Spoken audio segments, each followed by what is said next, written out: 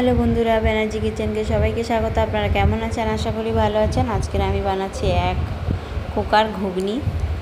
তো তারপরে ঘুগনিটা আমি বাড়িতে ভিজিয়ে রেখেছিলাম। তারপরে দোকানে নিয়ে গিয়ে আমি ওর মধ্যে 2 চামচ নুন দিয়ে আর 2টো কাঁচা লঙ্কা 4টে দিয়ে দুটো সিটি লাগিয়ে দিয়েছি। তারপর দেখো আমি তেলটা অনেকটা দিয়ে দিয়েছি। তারপরে ওর মধ্যে বড় বড় পেঁয়াজ কেটে আমি দিয়ে দিলাম। তো দোকানে এটা ঘুগনিটা করব দোকানের জন্যে। তো তারপরে পেঁয়াজগুলো মোটা মোটা কেটে ফেলেছি, অনেকগুলো পেঁয়াজ। সারাদিনে আমাকে অনেক পেঁয়াজ কাটতে হয়।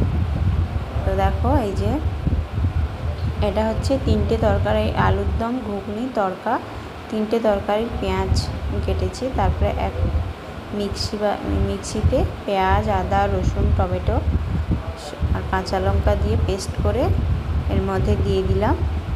ভালো করে এটাকে কষিয়ে নেব। তারপরে মিক্সি ধোয়া জলটা আমি দিয়ে তারপর দেখো হলুদ গুঁড়ো, জিরে গুঁড়ো, ধনে গুঁড়ো, কাশ্মীরি লঙ্কা, 1 চামচ চিনি দিয়ে ভালো করে কষিয়ে নিচ্ছি এটাকে। তো ভালো করে ওটাকে কষাবো।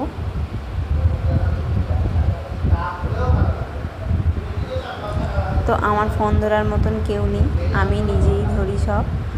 আর সকালের রান্না, রাতের রান্না সবই আমি আমাদের সকালে হোম ডেলিভারি রান্না করি, আর বিকালেরও আমি দোকানে রান্না করি। সবটাই আমি করি, কেটে বেটে সবই আমি নিজে করি। তো আমার ফোন ধরার কেউ নেই।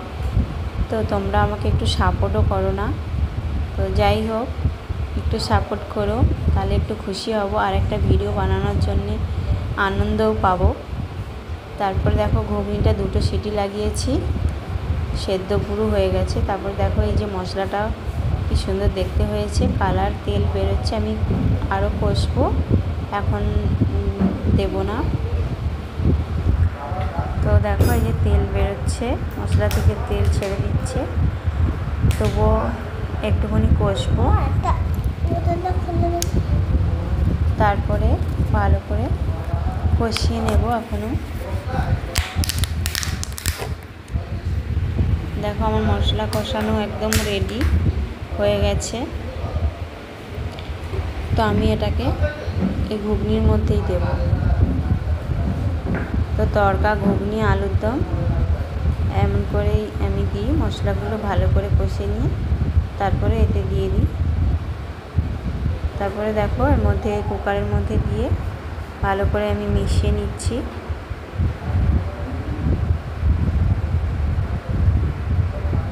দেখো ঘুগনিটা দেখতে কত সুন্দর হয়েছে, খেতেও টেস্টি হয়েছে।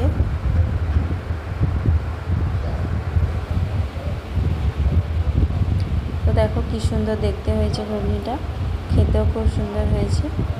আর 2 প্যাকেট গরম মশলা দিয়ে দেবো আমি, কারণ অনেকটা ঘুগনি আছে, 1 প্যাকেট মশলা দিলে কিছু হবে না। তো 2 প্যাকেট গরম মশলা দিয়ে দিলাম আমি।